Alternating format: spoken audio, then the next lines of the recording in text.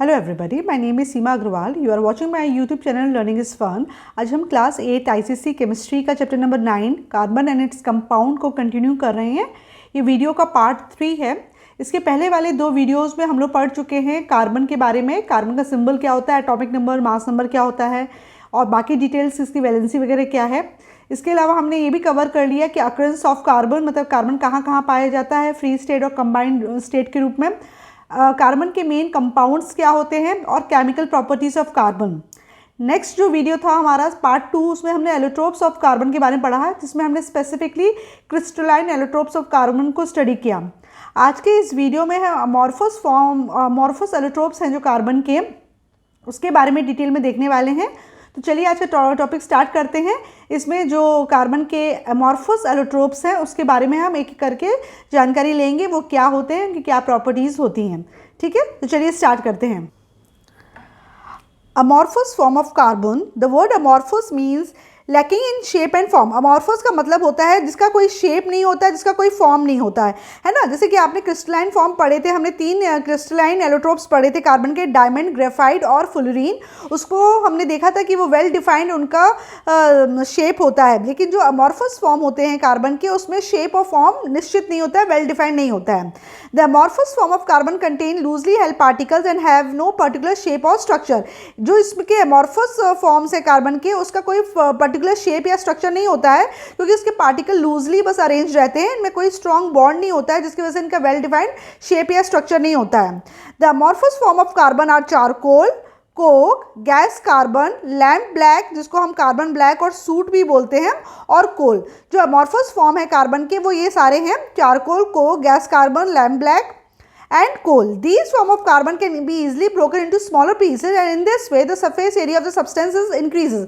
Actually जो ये amorphous form है कार्बन का, ये ना हार्ड नहीं होता है, ये ब्रिटल नेचर का होता है। इसको कस के अगर आप दबाओगे तो ये पाउडर जैसा बन जाता है, छोटे छोटे टुकड़ों में टूट जाता है, जिसकी वजह से क्या होता है, इन सारे जो फॉर्म है इसका जो सरफेस एरिया होता है वो काफ़ी बढ़ जाता है और इनकी रिएक्टिविटी बढ़ जाती है। Thirst for knowledge. The amorphous form of any substance is more active than its crystalline form. किसी भी सब्सटेंस का amorphous form ज़्यादा एक्टिव होता है बजाय उसकी क्रिस्टलाइन फॉर्म में। जैसे आपने देखा होगा, कभी आप बीमार होते हो और अगर दवाई का असर जल्दी करना हो तो डॉक्टर बोलता है टैबलेट को पीस के, मतलब उसको पाउडर बना के फिर आप खा लीजिए। तो जैसे आप टैबलेट का पाउडर बनाते हो ना, तो टैबलेट का जो सरफेस एरिया वो बढ़ जाता है पाउडर फॉर्म में, जिसकी वजह से वो गोली का असर जल्दी होता है और हमारे वो ब्लड स्ट्रीम में जल्दी एब्जॉर्ब होकर जल्दी वो असर करती है। तो ठीक उसी तरीके से किसी भी सब्सटेंस का जो अमॉर्फस फॉर्म यानी पाउडर्ड फॉर्म होता है वो क्रिस्टलाइन फॉर्म से ज़्यादा एक्टिव होता है। क्यों? This is because the small pieces of amorphous form have more surface area as compare to crystalline form. इसका क्या कारण है? क्योंकि जो तुम्हारा अमॉर्फस फॉर्म होता है उसका सरफेस एरिया ज़्यादा होता है क्रिस्टलाइन फॉर्म्स के कंपैरेटिवली, राइट। नाउ पहला जो अमॉर्फस फॉर्म है कार्बन का वो क्या है? चारकोल। चारकोल क्या होता है? Charcoal is obtained by strongly heating organic matter such as wood, bones and sugar in either the absence और limited supply of air. Charcoal किस तरीके से बनता है? अगर आप लकड़ी के टुकड़े को या किसी जानवर की हड्डी को या शुगर को अगर आप लिमिटेड सप्लाई ऑफ एयर में या बहुत कम ऑक्सीजन देके या इन द एब्सेंस ऑफ ऑक्सीजन जब आप हीट बंद करते हो तो जो चीज़ मिलती है, जो कोयला मिलता है, उसको चारकोल बोलते हैं। In this process bigger molecules break down into smaller ones and the volatile impurities are driven off. तो जब आप किसी भी लकड़ी के टुकड़े को या हड्डी के टुकड़े को या शुगर के टुकड़े को ऑक्सीजन की एब्सेंस में या बहुत कम ऑक्सीजन की सप्लाई में जब हीट करते हो तो जो बड़े बड़े मॉलिक्यूल्स हैं वो छोटे छोटे मॉलिक्यूल्स में टूट जाते हैं और जितनी भी उड़ने वाली जो इम्प्योरिटीज़ होती है, मतलब वोलेटाइल नेचर की इम्प्योरिटीज़ होती है, मतलब जो डायरेक्टली गैस में कन्वर्ट होती है, वो वाली इम्प्योरिटीज़ इस प्रोसेस में उड़ जाती है। इस प्रोसेस को हम डिस्ट्रक्टिव डिस्टिलेशन कहते हैं। डिस्ट्रक्टिव डिस्टिलेशन वर्ड हर उस चीज़ के लिए इस्तेमाल होता है जिसमें आपकी लिमिटेड सप्लाई ऑफ एयर या ऑक्सीजन होती है, राइट। तो डिस्ट्रक्टिव डिस्टिलेशन की अगर डेफिनेशन पूछी जाएगी तो ये प्रॉपर डेफिनेशन है। Destructive distillation is a process in which breakdown of an organic substance takes place when it is heated strongly in the absence of air. तो डिस्ट्रक्टिव डिस्टिलेशन वो process है जब कोई भी ऑर्गेनिक सब्सटेंस को break down करते हैं छोटे सब्सटेंसेस में in the absence of air. In this process, when substance with low boiling points are heated, they escape leaving behind charcoal. तो जब इस प्रकार से इस प्रोसेस में जब हम सब्सटेंस को हीट कर रहे होते हैं तो जितनी भी इम्प्योरिटीज उसमें प्रेजेंट रहती हैं जिनका बॉइलिंग पॉइंट लो होता है वो क्या करता है, वो जब हीट होते ही वो वेपराइज हो जाता है और पीछे जो चीज़ बचती है वो क्या बचता है, चारकोल। ठीक है। तो लकड़ी को या शुगर के टुकड़ों, शुगर के क्रिस्टल्स को या हड्डियों के टुकड़े को लिमिटेड सप्लाई ऑफ एयर में हीट करते हैं तो जितनी भी वोलेटाइल इंप्योरिटीज होती है वो उड़ जाती है और बाकी क्या आपका पीछे रह जाता है, चारकोल। तो इस तरीके से चारकोल बनता है। तो चारकोल जिस प्रोसेस से बनता है उस प्रोसेस को हम डिस्ट्रक्टिव डिस्टिलेशन कहते हैं। Depending upon the source use there are 3 types of charcoal, है ना। जाहिर सी बात है, अगर तुमने लकड़ी से चारकोल बनाया तो वुड चारकोल कहलाएगा, एनिमल की बोन से बनाया तो एनिमल चारकोल बन कहलाएगा, और शुगर से बनाया तो वो शुगर चारकोल कहलाता है। तो चारकोल आपके 3 प्रकार के हो गए, वुड चारकोल, बोन चारकोल और शुगर चारकोल। वुड चारकोल क्या होता है? Wood charcoal is a black porous and little solid. जैसे तुमने देखा है लकड़ी का जो कोयला होता है, जिस तरह की आप पिक्चर देखिए, इस पिक्चर में आप देख रहे हो कि ये लकड़ी का कोयला है। तो वुड चारकोल एक black porous and brittle solid है। It is obtained by destructive distillation of wood. तो जब वुड का डिस्ट्रक्टिव डिस्टिलेशन हम करते हैं तो हमको वुड चारकोल मिलता है। During this process a mixture of gases like carbon dioxide, carbon monoxide, methane and hydrogen is also formed. जब हम वुड को लिमिटेड सप्लाई ऑफ एयर में हीट करते हैं तो आपको वुड चारकोल मिलता है। साथ में आपको carbon dioxide, carbon monoxide, methane और हाइड्रोजन गैस भी बनती है। This mixture is combustible and is known as wood gas. ये जो मिक्सचर है ये भी कंबस्टिबल होता है, यानी कि ये भी जल सकता है, इसलिए इसको वुड गैस कहते हैं। ये जो गैस है ये वुड से ही निकली है ना, इसलिए हमने इन कॉम्बिनेशन को क्या बोला है, वुड गैस। तो carbon dioxide, carbon monoxide, methane और हाइड्रोजन गैस का कॉम्बिनेशन वुड गैस कहलाता है। In the laboratory wood charcoal is prepare by heating wood shavings और sawdust in the absence of air. Lab में हम वुड चारकोल कैसे बनाते हैं, या हम वुड के छोटे छोटे टुकड़े लेते हैं, उसको हीट करते हैं, या आपने देखा है जब कारपेंटर काम करता है तो जब लकड़ी को छीलता है तो उसका बुरादा निकलता है, उस बुरादे को हम सॉडस्ट कहते हैं। उसकी मदद से भी उसको भी जब एब्सेंस ऑफ एयर में आप हीट करते हो तो आपका क्या बन जाता है, वुड चारकोल बन जाता है। तो या तो छोटे छोटे लकड़ी के टुकड़ों को जलाकर या सॉडस्ट यानी कि बुरादे को जला के आप वुड चारकोल बना सकते हो। प्रॉपर्टीज क्या होती हैं वुड चारकोल की? The density of wood charcoal is 1.5 gram per centimeter cube, which is greater than that of water, but it floats on water since it's porous. देखो ये रीजन में आ जाएगा कि जो डेंसिटी है तुम्हारी वुड चारकोल की वो 1.5 ग्राम है, जबकि वाटर की जो डेंसिटी होती है 1 होती है। तो भी जो तुम्हारा वुड चारकोल है वो पानी में तैरता है। क्यों तैरता है? क्योंकि जो वुड चारकोल होता है वो पोरस होता है, उसके बीच में एयर ट्रैप रहती है, जिसकी वजह से वो हल्का हो जाता है, वो पानी में फ्लोट करता है, बजाय इसके कि इसकी डेंसिटी वाटर से ज़्यादा होते हुए भी फ्लोट करता है। Why? Because it is porous. It has the capacity to hold air in pores. इसके बीच जो पोर्स क्रिएट होते हैं उसके अंदर हवा भर जाती है और हवा की वजह से ये क्या हो जाता है, आपका फ्लोट करता है पानी में। जो वुड का चारकोल होता है it is a bad conductor of heat and electricity. ना हीट कंडक्ट कर पाता है ना इलेक्ट्रिसिटी कंडक्ट करता है। Wood charcoal is a good adsorbent of gases, liquid and solid. ये बहुत अच्छा एड्जॉर्बेंट है गैस, लिक्विड और सॉलिड्स को के लिए। मतलब एड्जॉर्बेंट और एब्जॉर्ब में मैंने अंतर आपको बताया है। एड्जॉर्बेंट अगर कोई भी सब्सटेंस सरफेस पर चीज़ों को सोख रही है ना, ले रही है, तो उसको एड्जॉर्ब कहते हैं। लेकिन अगर कोई भी चीज़ अंदर तक उसके सेंटर तक जा रही है, एब्जॉर्ब हो रही है, तो उसको फिर एब्जॉर्ब बोलते हैं, ठीक है ना। सिर्फ बाहरी तरीके से अगर आप कोई भी चीज़ को अपने ऊपर ले रहे हो तो उसको एड्जॉर्प्शन कहलाते हैं। लेकिन अगर वही चीज़ सोख के अंदर तक चली जाती है तो इसको एब्जॉर्प्शन कहते हैं, राइट। जैसे चौक है, चौक को तुम्हें अगर इंक में डिप करोगे तो चौक ऊपर से तो ब्लू हो जाती है, लेकिन अंदर से वो क्या रहती है, वो वाइट ही रहती है। क्यों? क्योंकि चौक की बाहर की सतह ने उसको जो सोखा है अंदर तक वो चीज़ नहीं पहुंच पाई, यानी कि वो प्रॉपर्टी क्या हुई, एड्जॉर्प्शन की, AD, ठीक है ना। लेकिन अगर आप स्पंज को पानी में डालोगे तो स्पंज अंदर तक गीला हो जाता है। क्यों? क्योंकि उसने क्या किया, पानी को एब्जॉर्ब किया, मतलब अंदर तक उसको ले लिया। तो एड्जॉर्बेंट में D होता है और एब्जॉर्बेंट में B होता है। सो ये स्पेलिंग मिस्टेक नहीं है, ये अलग अलग टर्म्स हैं। And adsorbent has the capacity to attract to its surface the molecules of gas or solution with which it is in contact. तो वुड चारकोल एक अच्छा एड्जॉर्बेंट है। और एड्जॉर्बेंट क्या होता है? एड्जॉर्बेंट वो सब्सटेंस होता है जिसमें कैपेसिटी होती है अपने सरफेस में मॉलिक्यूल्स को अट्रैक्ट कर लेने के लिए। और किसके मॉलिक्यूल्स? या तो वो उस गैस के होंगे, या सॉलिड के होंगे, या लिक्विड के होंगे, जिसके भी कॉन्टैक्ट में वो आएंगे। तो इस तरीके से एक तरीके से हम वुड चारकोल से चीज़ों को प्योरीफाई कर सकते हैं, ठीक है। Now, thirst for knowledge. Locally, wood charcoal is prepared by piling logs of woods one above the other with a gap in the center of the pile.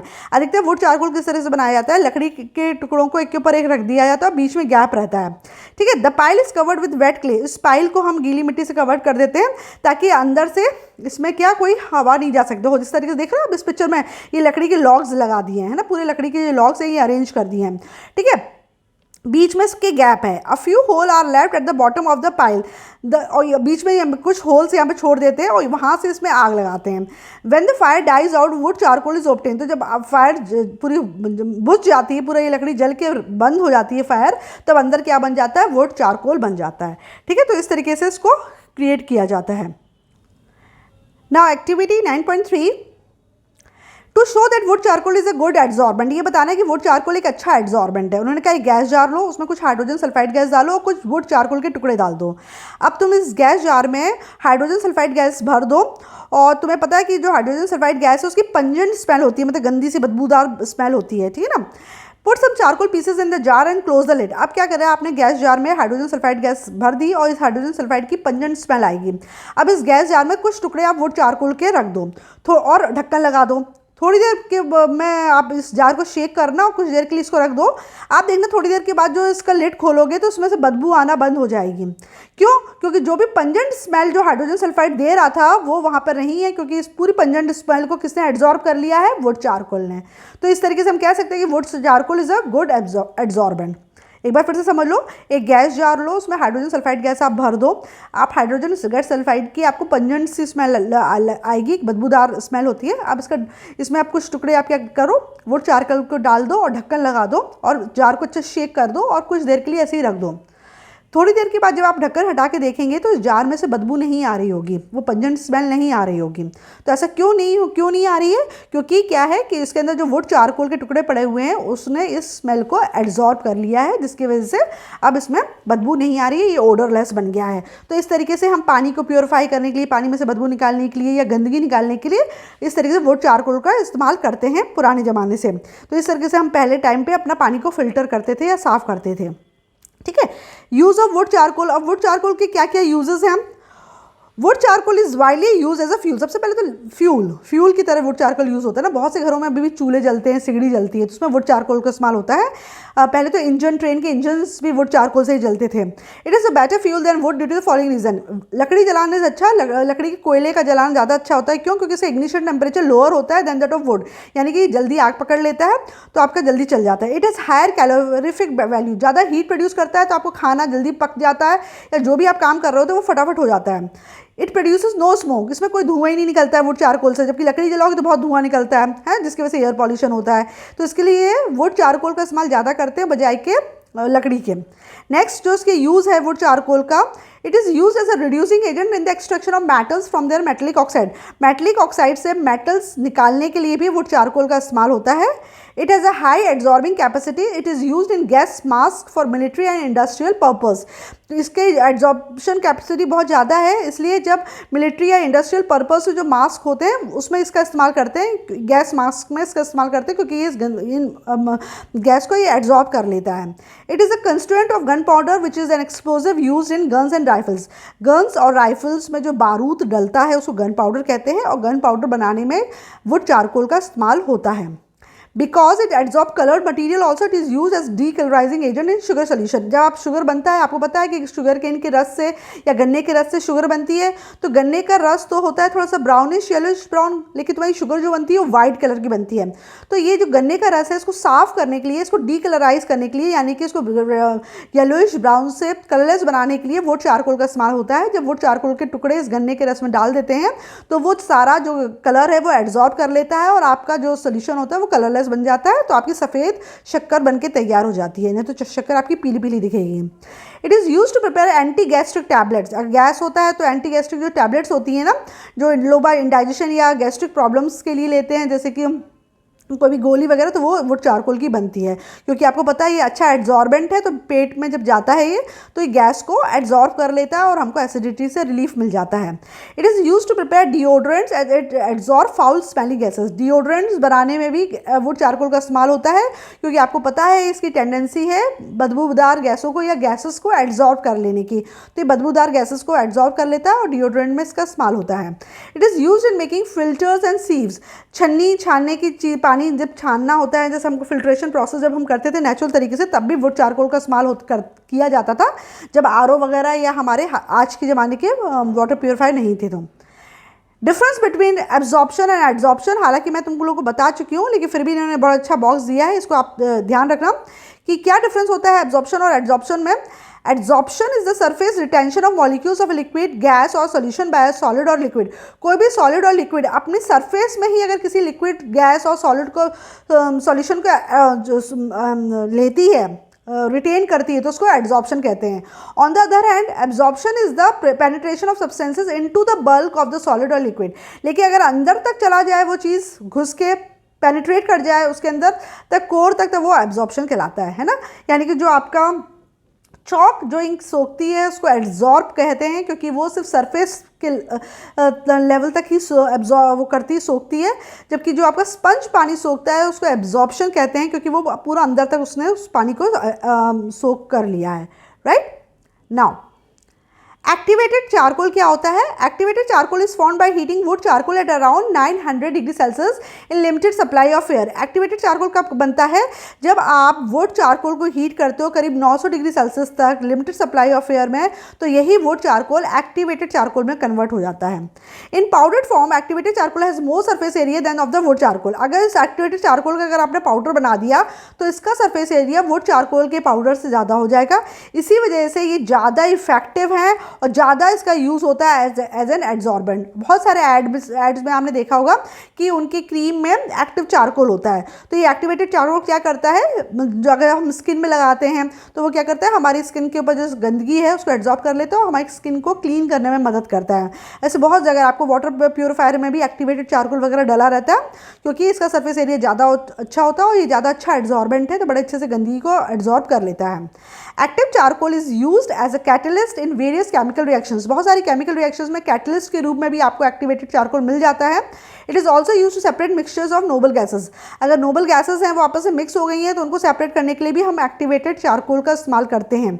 Noble gases क्या होती है? Helium, neon, argon, radon, xenon, ठीक है, ये सारी आपकी क्या है, नोबल गैसेस है। अगर ये आपस में मिक्स हो गई हैं उनको सेपरेट करना है तो उसमें भी एक्टिवेटेड चारकोल का इस्तेमाल होता है। Right now activity 9.4 to show that charcoal is a good reducing agent. हमको ये बताना है कि चारकोल एक अच्छा रिड्यूसिंग एजेंट है। आपने तो आपको पता है रिड्यूसिंग एजेंट मतलब ऑक्साइड को वो रिड्यूस करके मेटल में कन्वर्ट कर देता है। हमने पढ़ा था कि जो चारकोल है उसको इस्तेमाल करते हैं हम और रिडक्शन ऑफ या extraction of metal from its oxide. तो क्या होता है, उन्होंने बोला कि आप 2 टेस्ट ट्यूब ले लीजिए, ठीक है, 2 test tube, some black copper oxide, some powdered charcoal, some palladium chloride solution, a burner and delivery tube। अब ये सब चीज़ें ले लीजिए, इस तरीके से आप apparatus सेटअप कर दो, ठीक है। Set the apparatus shown in figure, take some black copper oxide in a test tube। Test tube में आपने ब्लैक कॉपर ऑक्साइड रख दिया और इसको हीट करेंगे विद पाउडर चार्ज, मतलब ब्लैक कॉपर ऑक्साइड डाल दिया, थोड़ा सा चारकोल भी डाल दिया, चारकोल को पाउडर भी डाल दिया और उसको हीट करा। अब जो उसकी जो गैस इवॉल्व हो रही है, pass the gas through palladium chloride solution. अब आपने दूसरे टेस्ट ट्यूब में पैलेडियम क्लोराइड सोल्यूशन ले लिया और ये जो भी गैस निकल रही है उसको पैलेडियम क्लोराइड सोल्यूशन से पास होने देंगे। क्या आप देखोगे कि the palladium chloride solution turns pink with the evolution of colourless gas. वैसे तो पैलेडियम क्लोराइड सोल्यूशन का जो कलर था वो येलो था, लेकिन जब उसमें गैस पास हुई तो वो क्या हो गया, पिंक कलर का हो गया, है ना। जबकि जो गैस निकल रही थी वो कलरलेस थी, लेकिन जब वो पैलेडियम क्लोराइड सोल्यूशन में डिजॉल्व हुई तो वो पैलेडियम क्लोराइड सोल्यूशन का कलर क्या हो गया, पिंक हो गया। Reddish particles of copper metals are formed in the test tube. और टेस्ट ट्यूब में आप नीचे देखोगे रेडिश पार्टिकल्स आपके कॉपर के बन जाएंगे।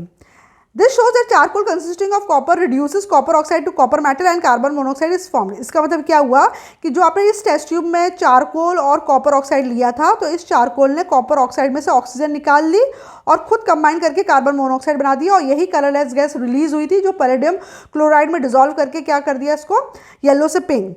और आपके नीचे बॉटम में जो आपके रेडिश जो क्रिस्टल्स रह गए वो काई के बन गए, वो कॉपर के यहाँ पे इकट्ठे हो गए, ठीक है। नहीं, आपके जो आपके जो क्रिस्टल्स इकट्ठे होंगे वो यहाँ होंगे।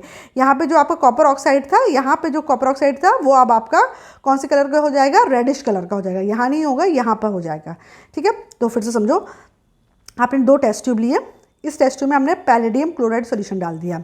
इस टेस्ट ट्यूब में आपने कॉपर ऑक्साइड प्लस चारकोल डाल दिया। अब इस मिक्सचर को आपने हीट किया। जब आप इस मिक्सचर को हीट करोगे तो थोड़ी देर में एक कलरलेस गैस निकलेगी। उस कलरलेस गैस को आप पैलेडियम क्लोराइड सोल्यूशन में डालोगे तो ये जो पैलेडियम क्लोराइड सोल्यूशन जो देखने में येलो था वो इस गैस से जब एब्जॉर्ब होगा तो वो पिंक कलर हो जाएगा। और यहाँ पे जो कॉपर ऑक्साइड जो आपको पड़ा हुआ है वो कॉपर ऑक्साइड आपका कौन सा कलर का हो जाएगा? रेडिश हो जाएगा। यहाँ पे जो कॉपर ऑक्साइड पड़ा हुआ है वो रेडिश हो जाएगा। इसका मतलब क्या हुआ? कॉपर ऑक्साइड रिड्यूस हो गया कॉपर में और कॉपर का कलर रेडिश होता है इसलिए वो रेडिश हो गया और इसके अंदर से जो कार्बन मोनोऑक्साइड निकली वो आपके पैलेडियम सॉल्यूशन को उसने पिंक कर दिया। ठीक है, तो जो चारकोल था उसने रिड्यूस किया कॉपर ऑक्साइड को कॉपर में। राइट, आई होप ये समझ में आ गया। नाउ बोन और एनिमल चारकोल क्या होता है? बोन और animal charcoal is a granular black substance that contains only 10% carbon and a high percentage impurities like calcium phosphate and calcium carbonate. Bone या एनिमल चारकोल मतलब एनिमल की हड्डी से बना हुआ जो चारकोल होता है वो ग्रैन्युलर यानी दानेदार सब्सटेंस होता है जिसमें सिर्फ 10% कार्बन रहती है, बाकी हाई परसेंटेज रहती है इम्प्योरिटीज़ की। और वो इम्प्योरिटीज़ क्या होती है? कैल्शियम फॉस्फेट या कैल्शियम कार्बोनेट, क्योंकि आपको पता है हड्डियाँ इसी से बनी रहती हैं। It is obtain by first boiling bones into water to remove fatty substances and then subjecting them to destructive distillation. आपको अगर बोन चारकोल बनाना है तो सबसे पहले आप हड्डियों को उबलते हुए पानी में डालोगे ताकि जितना भी आपका फैटी सब्सटेंस है वो हट जाए। फिर आपने जो ये हड्डियाँ निकाल के फिर इसको इन द एब्सेंस ऑफ एयर में इसको हीट करोगे, तब आपका ये हड्डियाँ काय में कन्वर्ट होती है? बोन चारकोल में, वो जो इस तरीके से लगती हैं। Bone charcoal is a good decolourising agent. ये भी वुड चारकोल की तरह डीकलराइजिंग एजेंट की तरह काम करता है, यानी कि सोल्यूशन को कलरलेस कर देगा या किसी सब्सटेंस को कलरलेस करने में ये हेल्प करता है। It has a property of absorbing coloured impurities from a solution. तो ये भी सोल्यूशन से कलर्ड इम्प्योरिटीज़ को एब्जॉर्ब कर लेता है, एब्जॉर्ब कर लेता है। ठीक है ना, वर्ड एड लिखना है, AD। यूज़ क्या है बोन या एनिमल चारकोल का? It is extensively used as to decolourise cane sugar solution. तो गन्ने के रस को डीकलराइज करने के लिए बोन चारकोल या एनिमल चारकोल का इस्तेमाल होता है और ताकि आपकी शुगर जो है वो कलरलेस बने। It is use to remove fluoride from water. अगर आपके पानी में फ्लोराइड आ जाता है तो भी हम बोन चारकोल या एनिमल चारकोल का इस्तेमाल करते हैं ताकि फ्लोराइड को ये एब्जॉर्ब कर ले। It is use to manufacture a large number of phosphorus compound. बहुत सारे फॉस्फोरस कंपाउंड बनाने में हेल्प करता है क्योंकि आपको पता है इसमें सिर्फ 10% कार्बन रहता है और काफ़ी हाई परसेंटेज रहता है कैल्शियम फॉस्फेट का, तो फॉस्फोरस बनाने में हेल्पफुल होता है। Calcium phosphate present in bone charcoal dissolves on treating it with hydrochloric acid. Actually क्या होता है, जब हाइड्रोक्लोरिक एसिड से आप इसको ट्रीट करते हो तो जो आपका फॉस्फेट प्रेजेंट होता है, फिर से देखो, calcium phosphate present in bone charcoal dissolve in treating with hydrochloric acid. जब आप बोन चारकोल को हाइड्रोक्लोरिक एसिड के साथ ट्रीट करते हो तो बोन के अंदर जो कैल्शियम फॉस्फेट प्रेजेंट रहता है वो डिजॉल्व हो जाता है। From this solution carbon is filter and it's called a bone black और आइवरी ब्लैक। अब इस सोल्यूशन छान लेते हो तो जो चीज़ आपको काला काला मिलता है ना वो बोन ब्लैक या आइवरी ब्लैक कहलाता है। Ivory black is use as black pigment in artistic painting because it is the deepest available black colour. अब ये जो काला ब्लैक कलर बनता है ना, आर्टिस्ट इसको यूज़ करते हैं पेंटिंग्स में क्योंकि इससे ज़्यादा गाढ़ा काला रंग नहीं बनता है। ठीक है, तो क्या किया कि जो कैल्शियम फॉस्फेट था उसको आपने उसको आपने हाइड्रोक्लोरिक एसिड्स में डिजॉल्व करवाया, तो जो कैल्शियम फॉस्फेट हड्डी में प्रेजेंट था वो उसमें डिजॉल्व हो जाएगा। फिर आप इसको लिक्विड को छान लोगे, जो नीचे लिक्विड मिलेगा वो एकदम ब्लैक होगा, बोन ब्लैक या आइवरी ब्लैक कहलाता है। और इस ब्लैक कलर के पेंट को यूज़ करते हैं आर्टिस्ट पेंट करने में। It is use to filter aquarium water. Animal charcoal या बोन चारकोल को एक्वेरियम का पानी छानने में भी इस्तेमाल किया जाता है, तो जो फिल्टर में ये चीज़ भरी रहती है। It is use to refine crude oil for the production of petroleum jelly. Petroleum jelly बनाने के लिए क्रूड ऑयल को जब रिफाइन करना पड़ता है उसमें भी वुड एनिमल चारकोल या बोन चारकोल का इस्तेमाल होता है। अब इसमें एक क्वेश्चन पूछा है, why is bone charcoal use as a decolourising agent. तो आपको पता है इसका रीज़न ये है क्योंकि ये इम्प्योरिटीज़ को एब्जॉर्ब करके सब्सटेंस को डीकलराइज कर देता है। Right, now next is sugar charcoal. Sugar charcoal is the purest available amorphous form of carbon. Sugar charcoal है जो सबसे प्योरेस्ट फॉर्म का अमॉर्फस कार्बन है। ठीक है। It is prepare by destructive distillation of cane sugar glucose. Cane sugar है, cane sugar formula क्या होता है, C12H22O11। जब इसको इन the absence of air heat करते हो तो जो आपको मिलता है, मतलब शक्कर को आपने जला दिया तो जो आपको मिला वो शक्कर की चारकोल मिली, शुगर का चारकोल। तो क्योंकि चारकोल तो है तो कार्बन ही, इसलिए सी लिख देंगे और बाकी वाटर इवेपोरेट हो जाता है। तो ये प्योरेस्ट अमॉर्फस फॉर्म है, ठीक है, कार्बन का। It can also be prepare by dehydrating cane sugar और glucose with concentrated sulphuric acid. अगर आप कॉन्सेंट्रेटेड सल्फ्यूरिक एसिड के साथ केन शुगर को आप वो करोगे, ट्रीट करवाओगे, तो आपको पता है कि जो सल्फ्यूरिक एसिड होता है, कॉन्सेंट्रेटेड सल्फ्यूरिक एसिड होता है, वो डिहाइड्रेटिंग एजेंट होता है, मतलब इसके मॉलिक्यूल से पूरा वाटर निकाल लेगा, ठीक है ना। और क्या बाकी क्या रह जाएगा, शुगर चारकोल रह जाता है, ठीक है। Residual black mass is obtain that is wash and dry. इसको फिर वॉश और ड्राई करते हैं तो आपको शुगर चारकोल मिल जाता है। क्या यूज़ है शुगर चारकोल का, it is use as reducing agent to extract metals from their oxide. उसी तरीके से जिस तरह से वुड चारकोल को इस्तेमाल करते हैं मेटल्स को एक्सट्रैक्ट करने के लिए from their oxide, sugar charcoal को भी वैसे ही करते हैं। इसको भी डीकलराइजिंग एजेंट के लिए यूज़ करते हैं। इससे हम आर्टिफिशियल डायमंड्स भी बनाते हैं, क्योंकि अगर शुगर चारकोल को आप हीट करते हो 3000 डिग्री सेल्सियस से 3500 डिग्री सेल्सियस तक, तो वो आपका डायमंड में कन्वर्ट हो जाता है। तो शुगर चारकोल को जब आपने हीट किया तो क्या बन गया, आर्टिफिशियल डायमंड। तो आर्टिफिशियल डायमंड बनाने के लिए इस्तेमाल होता है। Activity 9.5 to observe that charcoal is a decolourising agent, it absorb colouring matter. आपको इस एक्टिविटी में ये बताना है कि शुगर चारकोल एक अच्छा डीकलराइजिंग एजेंट है। उन्होंने बोला एक बीकर लो, कुछ वाटर डालो, ब्लू इंक डालो, कुछ पाउडर चारकोल डाल दो। Take some beaker water in a beaker and add few drops of, जाहिर सी बात है आपने एक बीकर लिया, उसमें आपने पानी डाल दिया, ठीक है ना। इसमें आपने कुछ बूंदे ब्लू इंक की डाल दी। जैसे ब्लू इंक डालोगे पानी में, पूरा पानी आपका क्या हो जाएगा, ब्लू कलर का हो जाएगा। आप क्या करोगे, आप इसमें थोड़ा सा वुड जो चारकोल पाउडर है, शुगर चारकोल है, उसको डाल दो और उसको अच्छे चला दो। थोड़ी देर बाद तुमने देखना कि जो ब्लू कलर का पानी था वो दोबारा कलरलेस हो गया। इसका मतलब क्या हुआ, ये ब्लू कलर कहाँ चला गया, इस शुगर चारकोल ने उस पूरी इंक को अपने ऊपर एब्जॉर्ब कर दिया और वाटर फिर से आपका कलरलेस हो गया, right. Now next, to show the formation of sugar charcoal. Sugar charcoal कैसे बनता है, उन्होंने कहा एक वॉश ग्लास लो, कुछ ग्लूकोज लो और कॉन्सेंट्रेटेड सल्फ्यूरिक एसिड लो। अब आपने एक वॉश ग्लास में ग्लूकोज लिया, उसमें थोड़ी बूंदे डाली कॉन्सेंट्रेटेड सल्फ्यूरिक एसिड के, तो आप देखेंगे जो आपका ग्लूकोज क्या होता है, व्हाइट कलर का होता है। The white substance has turn into black spongy mass of carbon. तो ये जैसे ही आपने इसमें कुछ बूंदे आपने सल्फ्यूरिक एसिड की डाली तो सल्फ्यूरिक एसिड इसमें से पूरा वाटर मॉलिक्यूल निकाल देगा और यहाँ पे काला कलर का पाउडर रह जाएगा, और ये काला पाउडर क्या है, शुगर चारकोल का है, राइट। तो इस तरीके से आप शुगर चारकोल बना लेते हो। अब जितना हमने पढ़ा है उसके बेस्ड एक्टिविटी है ट्रू एंड फॉल्स की, देखते हैं हम कितना कर पाते हैं। The amorphous form of carbon contain loosely held particle hence have no particular shape और स्ट्रक्चर। हाँ, जो अमॉर्फस फॉर्म होता है कार्बन का, उसमें जो पार्टिकल्स होते हैं वो लूजली होते हैं, इसलिए इसका कोई पर्टिकुलर शेप और स्ट्रक्चर नहीं होता है। Wood charcoal is used as a reducing agent in extraction of non metals from their metallic ores. ये फॉल्स है, क्योंकि इसको रिड्यूसिंग एजेंट यूज करते हैं in the extraction of metals, है ना कि non metals. Activated charcoal is use as a fuel in various chemical reaction. Activated charcoal को हम फ्यूल की तरह इस्तेमाल करते हैं वेरियस केमिकल रिएक्शन में, true. Bone charcoal is a good decolourising agent, हाँ अच्छा डीकलराइजिंग एजेंट है, ये चीज़ों को डीकलराइज करने में हेल्प करता है। Sugar charcoal is the purest available amorphous form of carbon. अभी अभी हमने पढ़ा कि yes sugar charcoal purest available amorphous form है कार्बन का, राइट। तो इसमें सिर्फ सेकंड नंबर वाला आपका रॉन्ग है, बाकी सारे करेक्ट हैं, राइट। तो ये टॉपिक यहीं तक। इसके बाद मैं इसको आपके बाकी की जो अमॉर्फस फॉर्म्स वगैरह हैं, कोक है, टाइप्स ऑफ कोक, कोल के बारे में हम लोग पढ़ेंगे। कोल एक डिटेल टॉपिक है, उसको हम नेक्स्ट वीडियो में कवर करेंगे, राइट। तब तक आप इसको अच्छे से पढ़िए, अगर कुछ डाउट है तो आप प्लीज़ मुझसे पूछ सकते हैं। Thank you.